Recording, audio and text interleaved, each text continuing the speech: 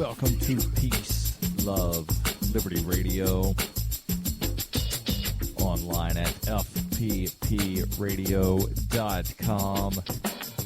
Well, in New York City right now, at least as of the time that I am recording this, when you're listening, it might no longer be true, but at the time that I am recording this, Ross Ulbricht is in his sentencing hearing, although it's very possible that that has ended and the news just has not been made public yet, but I'm fairly certain that somebody would have posted something about Ross Ulbricht's sentence if that happened before right this second. I was hoping that the sentencing hearing would not take too incredibly long and that I would be able to report on it, but it does not appear that that is going to be happening. But as you are probably aware, Ross Ulbricht was convicted of having created and operated the Silk Road Marketplace, which was a pseudo-anonymous online marketplace where people could buy things, mostly drugs, forged documents, etc., and they could purchase those with Bitcoin. Well, the more I read about this, the more annoyed I become with the government officials that are involved. I saw a headline while I was trying to find out about, what Ross's sentence ultimately would be. The mandatory minimum is 20 years. The maximum is several life sentences. And, of course, the prosecution is saying, you should make an example out of him. So I was trying to find out, if he's actually been sentenced yet and how long that would be. And one of the articles that came up said that federal agents created a lover's quarrel to pull the kingpin out of hiding. And, yes, they used the term kingpin to describe Ross Ulbricht, as if, he's some sort of mafia don. And they're doing, it's that weird colloquial they that nobody can really identify. The mainstream media is doing everything they can to try to portray Ross Ulbricht as this horrible, vile human. And that's not what Ross is. That's not what Ross was. Ross was never a horrible, vile human. Ross was somebody that dreamed of a freer world. And one of the ways that he thought you could bring about a freer world was having a marketplace that made purchasing substances that may be illegal safer. And it made the black market safer by removing the criminal element. And I realize that, I'm using a term in an odd way here because, you're doing something illegal. Technically, that's criminal. But it's moving that personal interaction with someone who might be a violent thug. It's removing that. Because instead of going into a shady part of some town or some city or, a really, really, really bad neighborhood to meet some guy that you may or may not know and purchase a substance, you then conduct the business completely online, sort of like eBay, but for your, heroin or your cocaine or your cannabis. And like eBay, you could leave reviews for the seller and, put something like, this seller said that this was 100% pure. It was not. It was garbage. And then people will know, hey, don't do business with this guy unless you want something that's a inferior product. So it removed that, and then it also removed the violent aspect by eliminating that person-to-person thing, because if you're buying from somebody in person and you say, hey, wait a second, this is garbage, chances are that person is not going to react kindly and say, oh, thank you for telling me that I have an inferior product. I will now improve it to have better customer service. No, chances are that person will then, get violent with you because you have insulted them. And yeah, in some ways, when you say somebody has an inferior product and you post that online, the person might get insulted, but they don't necessarily know where you are. They don't know how to find you. And so it makes it safer from that standpoint as well. Plus, there's, the whole sort of reputation ranking system that allows other people to then know beforehand not to buy from this particular seller. And it also lets sellers know whether or not they should do business with a particular buyer. Because if a particular buyer is short on the payment and said, well, I sent everything, then, hey, wait a second, you don't want to do business with this guy because he always argues with you about price. Or you want to do business with this guy because he always pays and he always is prompt on saying that packages have been delivered, etc. So it removes that violent aspect from the black market. And for that, Ross should be congratulated and made a national hero, but instead he is vilified. Now, let's change subject. Instead of talking about the drug war, let's talk about something else that has no victim, but apparently somebody is about to go to jail for doing it. It is the art of rock stacking. And I know, it sounds strange, right? Somebody could go to jail for stacking rocks. And it might not be as strange as you think, because in New Hampshire, there are a lot of old rock walls, and it's actually a felony to tamper with the rock walls. But that's not what this guy is charged with. This is a story out of Boulder, Colorado, and the story comes from truthvoice.com. They do, I believe, link over to another story from somewhere else. They link to the Raw story, actually. But I'll just go with what they have here on truthvoice.com. They report Michael Grab, a Boulder, Colorado artist who goes by the name Gravity Glue, said that police threatened to ticket or jail him for creating stacked river rock sculptures that the community has been enjoying for years. And they've got a picture here of, there's about 6 rocks that are stacked on top of one another. And it's not just typical stacking flat rocks.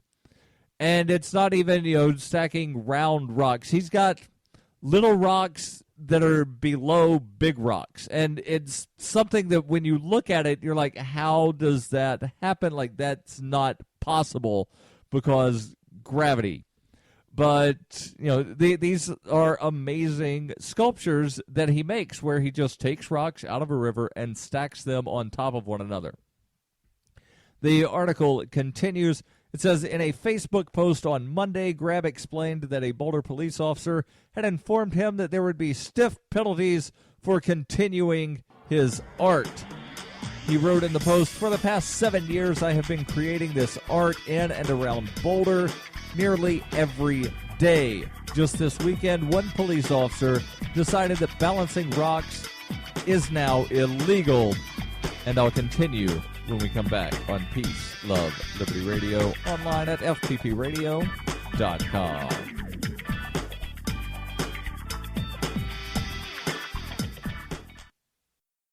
The Doublespeak Dictionary by Leslie Starr O'Hara satirizes the marked difference between the ideal of we the people and the reality of we the elite, while offering an insightful glimpse into the clockworks of the totalitarian mind. Ever irreverent but never irrelevant, the Doublespeak Dictionary serves as a subversive and humorous but timely reminder that the emperor has no clothes. The Doublespeak Dictionary is available from Amazon.com and all major bookstores. ExpressCoin is the best choice for buying Bitcoin, Litecoin, Dogecoin, and more. ExpressCoin prides themselves on their customer service, so much so that the back end on the website should allow them to be even more focused on your needs. Get your cryptocurrencies with money order, check, wire transfer, or cash deposit. Get started at expresscoin.fppradio.com. That's expresscoin.fppradio.com. It is the year 91,001 BCE. Witness humanity's origins in Hyperchronius, a classic role-playing game for Windows PCs with a story like no other game before. A liberty-oriented experience that is not to be missed. Go to zog.ninja to get your copy of Hyperchronius today. Use the code FPP to get $1 off. Hyperchronius, zog.ninja, code FPP.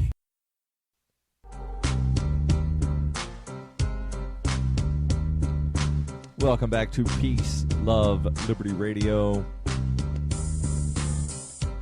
Online at fppradio.com.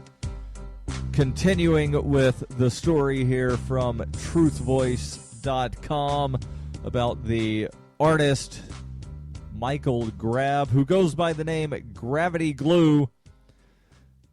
He posted on Facebook last Monday. He says that over the weekend, a police officer decided that balancing rocks in Boulder, Colorado is now illegal, obscurely referencing two city codes, 5-4-8 and 5-4-2, about destruction of public property in regards to the rocks.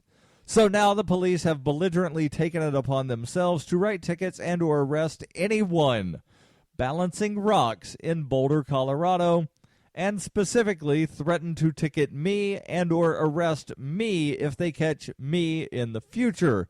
He wrote. He continued, I encourage as many people as possible, especially locals, to contact the city council here in Boulder and voice your support for this long-standing tradition in Boulder. It is something that an overwhelming portion of the community supports. Grab said that he would be forced to leave Boulder if the city council did not step in to clarify the city ordinance. Rooster magazine wondered why Boulder police felt the need to focus on draconian rock art, or rather on a draconian rock art witch hunt, instead on higher than average rates of rape and theft. The magazine writes, why is this an important issue? Because if we ban every bizarro Boulder character that causes a stir, see nude gardening woman, we're left with nothing more than a college town with a target, and that's about to become Google's new headquarters. The magazine added, at a time like this, we need less kid gloves in the form of overzealous legislation and more attention paid to retaining the city's core personality, and if you don't like that, effing move to Westminster. And I don't know where Westminster is. I'm guessing it's somewhere near Boulder. But, you know, this is something that's a pet peeve of mine, and I was telling someone a couple days ago where there was a gathering of people here in Keene. There was a reporter from a French newspaper, La Pointe, and she met up with a good many locals. I say local, you know, people that are living in Keene. Some were from here, some had moved here as part of the Free State Project, and we were discussing, you know, what the ultimate goals are, and that, you know, there's some politicians in New Hampshire that say that Free Staters are a threat to the state, and we were discussing that, and I said, well, in some ways we are a threat, because we want to change the way the state operates. Like, we're not here to, like, destroy things with violence. We want to just, you know, like, change the laws and allow people to be more free and reduce taxes. And that's a threat to people who make their livelihood by taxes. And one of the people that was there said, well, if the people don't like freedom after we wind up getting it, they can move. And I said, but like, that's the same argument that they tell us. Like, if you don't like our tyranny, move somewhere else. But the problem is there's tyranny everywhere. There's nowhere where there is actual freedom. And so for this magazine to say, well, if they don't like the way things are in Boulder, where we've got crazy naked gardening lady and this guy that stacks rocks, then move somewhere else. No, like, just because somebody disagrees with you does not mean that they can't live in a geographical area that is near you. So you might recall a few episodes ago where I covered the story, 5 Reasons Why Love It or Leave It Makes No Sense. And that applies both ways. Not just to the people that love tyranny, wanting to trample on your freedom, but to the people that love freedom. You should not use that towards the people that love tyranny. It goes both ways. The article here continues where they quote the magazine, Rooster Magazine, "Keep Boulder weird and keep Gravity Glue making weird rock art." In the end, the call to action worked. Grab said that the city attorney personally called him to let him know that rock stacking is not illegal. And they have something here that says, "Update. Holy crap, maybe the support was more than I anticipated. Just got a call from the city attorney personally in Boulder telling me that he has ordered the police to not cite rock balancing under the city codes I mentioned below. Thank you, everyone, for the overwhelming support. They may have just gotten lots of calls. Ha ha." And there's a video where you can watch Gravity Glue stack some rocks. And I've done some rock stacking before, never anything this extreme, but when I lived in Arizona, there was basically a wash back behind the house I was staying in. And for most of the time, it was empty. But after a big rain, or when the snow started to melt, and yes, it does snow in parts of Arizona, surprise, surprise, but after a big rain or after the snow started to melt, then it would fill up with water. And so I went out, a couple times when there was water in it, a few times when there wasn't, and just stacked up some cairns. That's what it's called when you stack rocks on top of one another. And some of the things, I tried doing some weird balancing tricks, and it's fun.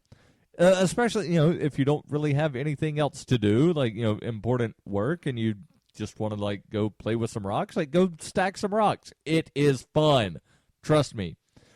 But I'm glad that it worked out for Gravity Glue, but how many other people have done things like this to where, I just want to go stack some rocks, and then they wind up getting arrested for, what was the claim here? Destruction of public property. And I recall a video that I saw several years ago before I moved to New Hampshire about this guy that wanted to do some renegade gardening. I forget exactly the term that was used, but he wanted to plant a garden in Central Square in Keene, New Hampshire. And he went out and he had a hoe and he started digging and he got arrested. And I think one of the charges was improvement of city property without a permit.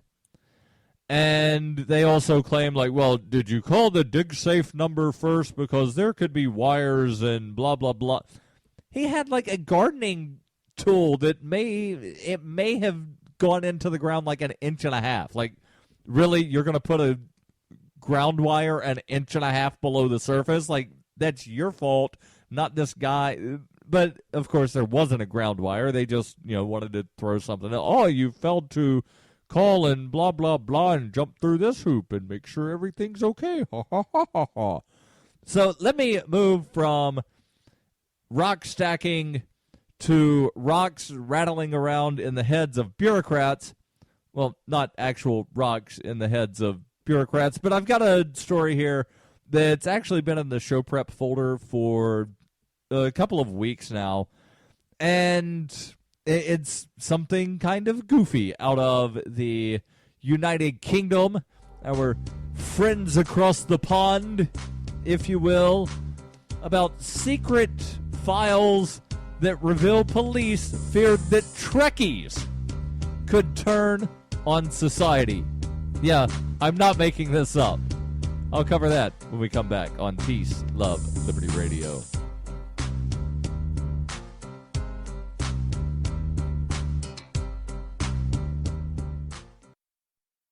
You can support FPP Radio by joining the Fans program. Fans are friends, allies, and Numery supporters. Fans help FPP afford to produce more original content. You can join the Fans program for as little as $3 per month or any amount of Bitcoin per month, thanks to the recurring payment options provided by Coinbase. To learn more or to join the Fans program, visit fans.fppradio.com. Coinbase is a simple and secure online Bitcoin wallet for sending, receiving, and storing Bitcoin. Coinbase also allows you to buy and sell Bitcoin using a bank account or use their tools to accept Bitcoin as a merchant. Coinbase has more than 1 million consumer wallets and is trusted by over 25,000 merchants, including Overstock.com, Khan Academy, Reddit, and of course, FPP. Get started at coinbase.fppradio.com. In 2115 New England, there are no borders, no states, and no regulations, yet never has a more peaceful and prosperous place existed. But Mr. Drake's security company has seen better days. Faced with the prospect of waning power, Mr. Drake intends to replace the anarchy of New England with a government. But at what cost? And can anyone stop him? Anarchy in New England by Joe Jarvis is available from Amazon.com and all major bookstores.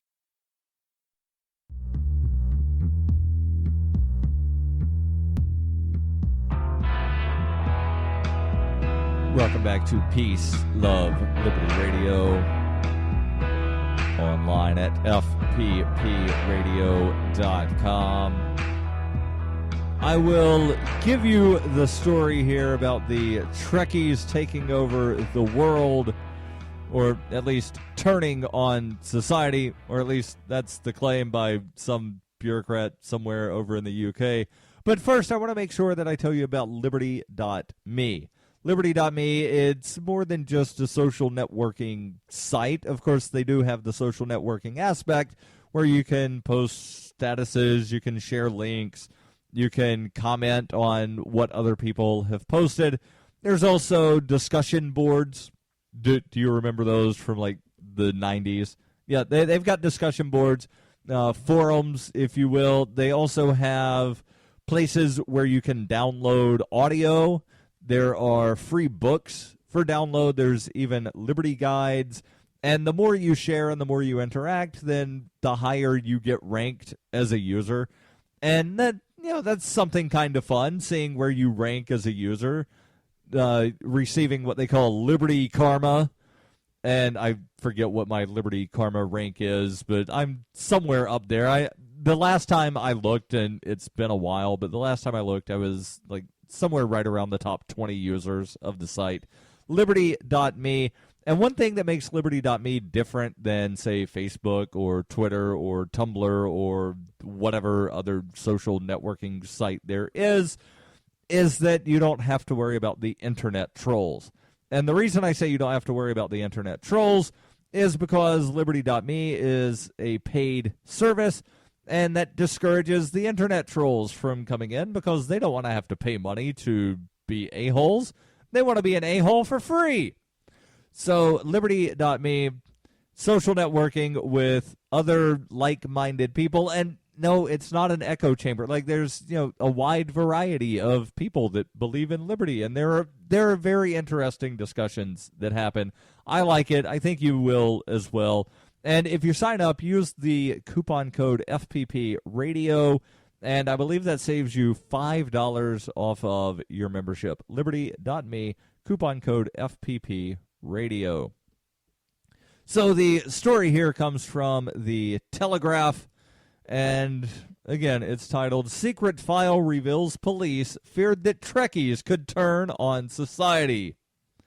For years, Star Trek fans, known as Trekkies, have been the butt of jokes about their penchant for wearing pointy ears and attending science fiction conventions, but the police feared British fans of the American cult show might boldly go a little too far one day.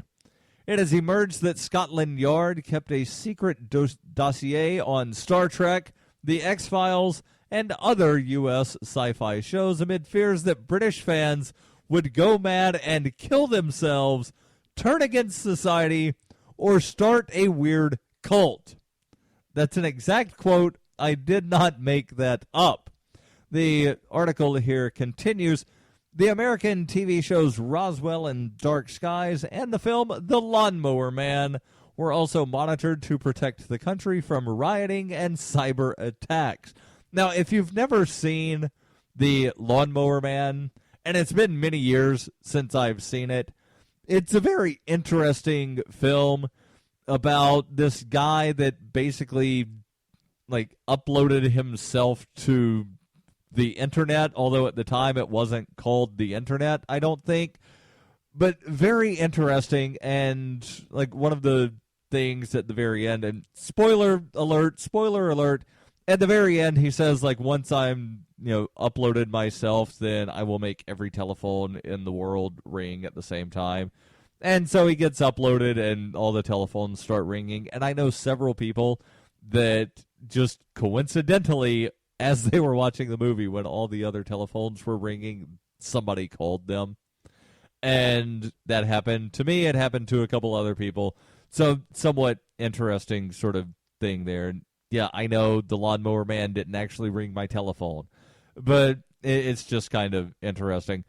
So let me continue here with the article.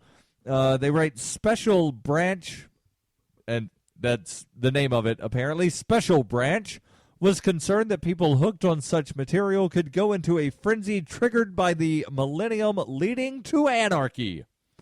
An undated confidential report to the Metropolitan Police, thought to have been filed around 1998 or 1999, listed concerns about conspiracy theorists who believe the end of the world was nigh. The report said fuel is added to the fire by television dramas and feature films mostly produced in America. These draw together the various strands of religion, UFOs, conspiracies, and mystic events and put them into an entertaining storyline. It added, obviously, this is not sinister in itself. What is of concern is the devotion certain groups and individuals ascribe to the contents of these programs. The dossier, called UFO, New Religious Movements, and the Millennium, was drawn up in response to the 1997 mass suicide by 39 cultists in San Diego, known as Heaven's Gate. The group members were ardent followers of the X-Files and Star Trek, according to Special Branch. Now, for the people that might not remember Heaven's Gate, this is one of the cult things. I actually remember this because my brother lived maybe 5 miles from where this happened. And so these people, there were 39 of them. The men had to castrate themselves. And on the night that they killed themselves, they dressed in black shoes, black pants, black shirts, and they had like rolls of quarters.